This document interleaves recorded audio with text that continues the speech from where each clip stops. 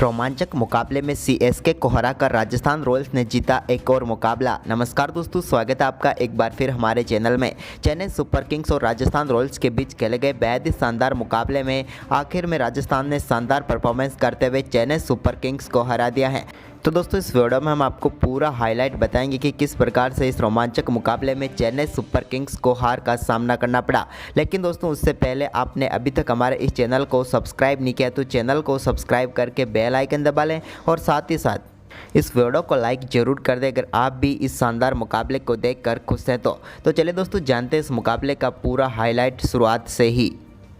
तो दोस्तों आज के मुकाबले की टॉस की बात करें तो आज टॉस जीता संजू सैमसन ने और पहले बल्लेबाजी का फैसला किया।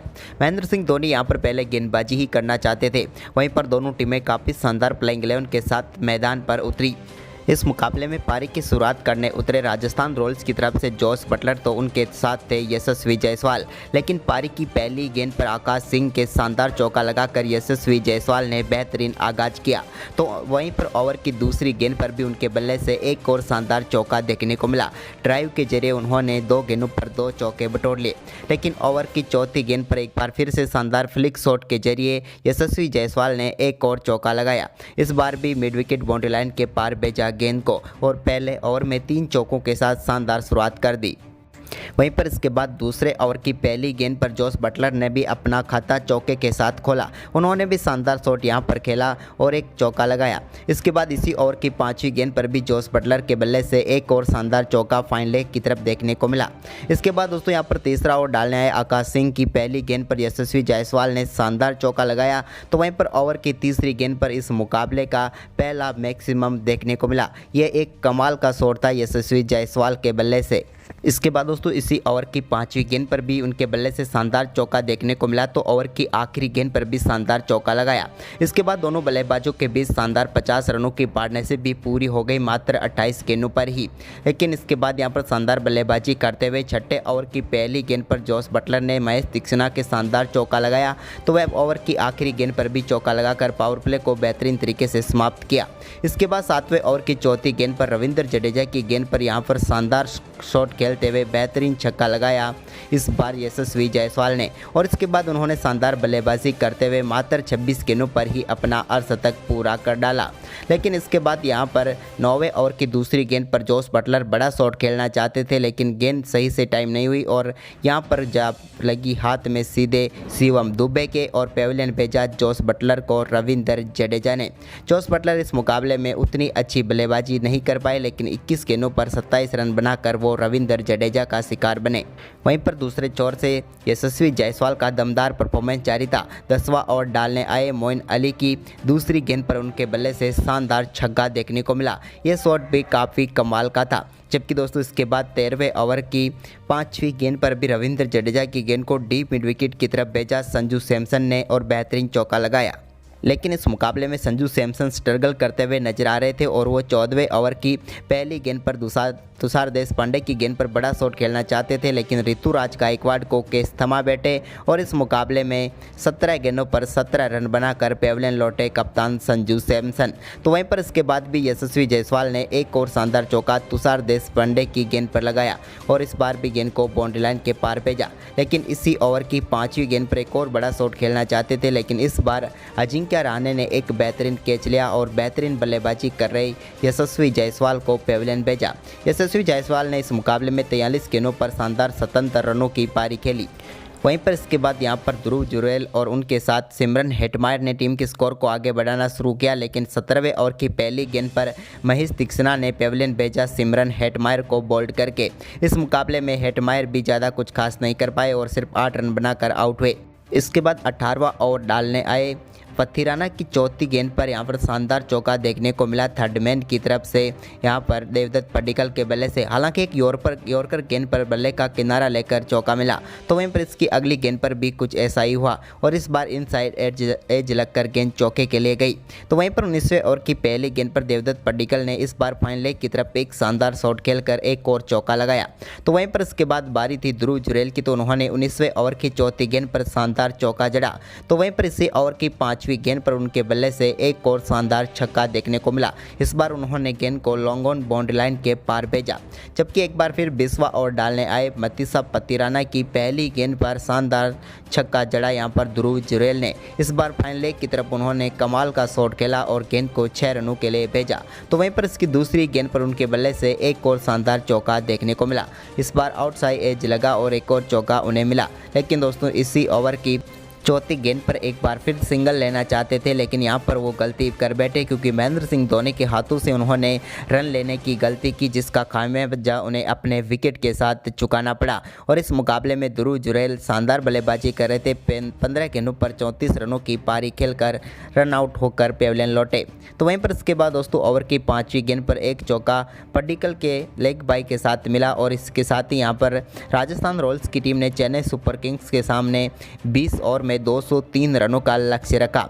इस लक्ष्य का पीछा करने उतरी सीएसके की तरफ से डेवन कॉनवे और ऋतुराज गायकवाड़ पारी की शुरुआत करने उतरे। तो दोस्तों पहले ओवर में शुरुआत उतनी अच्छी नहीं रही, लेकिन एक चौका जरूर देखने को मिला डेवन कॉनवे के बल्ले से। तो वहीं पर दूसरे ओवर में भी यहाँ पर ज़्यादा कुछ खास रहा नहीं, लेकिन चौथे ओवर की 5वीं गेंद पर एक शानदार चौका गायकवाड़ ने लगाया। तो वहीं पर इसी ओवर की आखिरी गेंद पर एक शानदार फ्लिक शॉट खेलते हुए उन्होंने शानदार छक्का जड़ा और इस ओवर में यहाँ पर शानदार तरीके से 12 रन चेन्नई सुपर किंग्स ने बनाए। इसके बाद 5वें ओवर की चौथी गेंद पर एक और शानदार चौका देखने को मिला ऋतुराज गायकवाड़ के बल्ले से। इस बार भी उन्होंने गेंद को काफ़ी शानदार तरीके से बाउंड्री लाइन के बाहर भेजा। तो वहीं पर छठे ओवर की पहली गेंद पर भी ऋतुराज गायकवाड़ ने एक और शानदार चौका लगाया। ये चौका उन्होंने एडम जेम्पा की गेंद पर लगाया, लेकिन दोस्तों इसके बाद एडम जेम्पा ने छठे ओवर की आखिरी गेंद पर डेवन कॉनवे को चलता किया। संदीप शर्मा के हाथों कैच कराकर पेविलियन भेजा डेवन कॉनवे को। इस मुकाबले में कॉनवे चेन्नई सुपर किंग्स के लिए सबसे खराब पारी खेल गए, क्योंकि 16 गेंदों का सामना करने के बाद वो सिर्फ 8 रन बनाकर पेविलियन लौटे और शायद चेन्नई के लिए आज की ये शुरुआत ही बेहद खराब हो चुकी थी।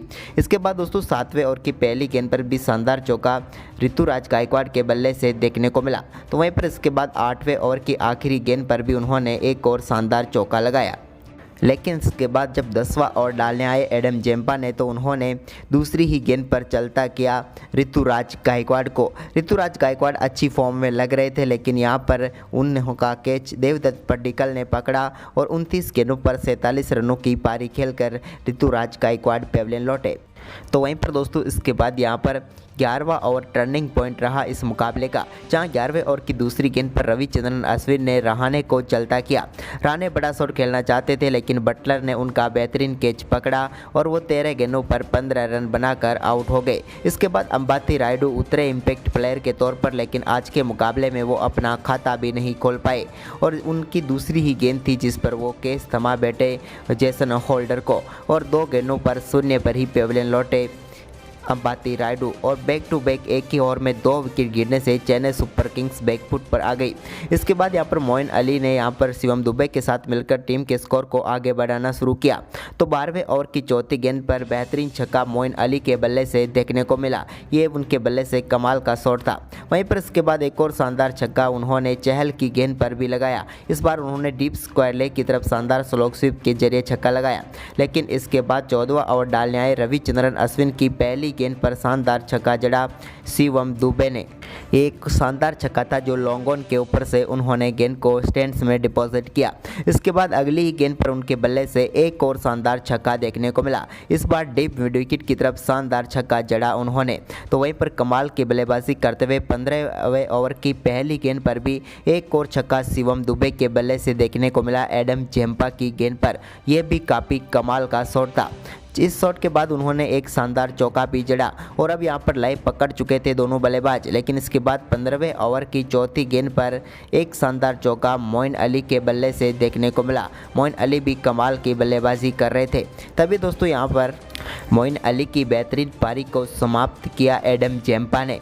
संजू सैमसन ने बेहतरीन कैच पकड़ा और 12 गेंदों पर 23 रन बनाकर पेविलियन लौट गए मोइन अली। इस मुकाबले में अच्छे तो नजर आ रहे थे, लेकिन अपनी पारी को बड़ी नहीं कर पाए। इसके बाद चेन्नई सुपर किंग्स के लिए मुकाबला जिताने की सारी जिम्मेदारी अब शिवम दुबे के बल्ले पर आ चुकी थी और 17वें ओवर की पहली गेंद पर उन्होंने जेसन होल्डर की गेंद को बेहतरीन छक्के के लिए भेज दिया। इस बार 96 मीटर का छक्का उनके बल्ले से देखने को मिला। तो वहीं पर इसी ओवर की तीसरी गेंद पर भी उनके बल्ले से एक और चौका डीप बैकवर्ड पॉइंट की तरफ देखने को मिला। यह भी काफ़ी शानदार शॉट था। जबकि दोस्तों इसी ओवर की आखिरी गेंद पर भी एक और कमाल का शॉट शिवम दुबे के बल्ले से देखने को मिला और इस गेंद को भी वो बाउंड्री लाइन के पार भेजने में कामयाब रहे। और एक बार फिर चेन्नई सुपर किंग्स के लिए 17वां ओवर काफ़ी शानदार रहा। लेकिन दोस्तों इसके बाद 18वें ओवर की तीसरी गेंद पर रविंद्र जडेजा ने एक शानदार चौका लगाया डीप मिड विकेट की तरफ और ये चौका उन्होंने संदीप शर्मा की गेंद पर लगाया। जबकि दोस्तों इसी ओवर की आखिरी गेंद पर भी संदीप शर्मा के एक और चौका देखने को मिला रविंद्र जडेजा के बल्ले से। लेकिन चेन्नई सुपर किंग्स को अब मुकाबला जीतने के लिए आखिरी 12 गेंदों पर चाहिए थे 46 रन। लेकिन यहां से चेन्नई के हाथ से मुकाबला तब निकला जब 19वें ओवर में संदीप शर्मा ने सिर्फ एक ही चौका लगने दिया। वहीं पर अब आखिरी 6 गेंदों पर चेन्नई को मुकाबला जीतने के लिए 37 रनों की जरूरत थी। लेकिन इस ओवर में चेन्नई सुपर किंग्स के दोनों बल्लेबाज एक भी बाउंड्री नहीं निकाल पाए और चेन्नई सुपर किंग्स को इस मुकाबले में 32 रनों से हार का सामना करना पड़ा। राजस्थान रॉयल्स ने कमाल की गेंदबाजी और शुरुआत में बेहतरीन बल्लेबाजी के दम पर इस मुकाबले को जीत लिया। तो दोस्तों आपके हिसाब से चेन्नई सुपर किंग्स की हार का कारण क्या रहा? हमें अपनी राय कमेंट में दें और इस वीडियो को ज़्यादा से ज़्यादा शेयर करें।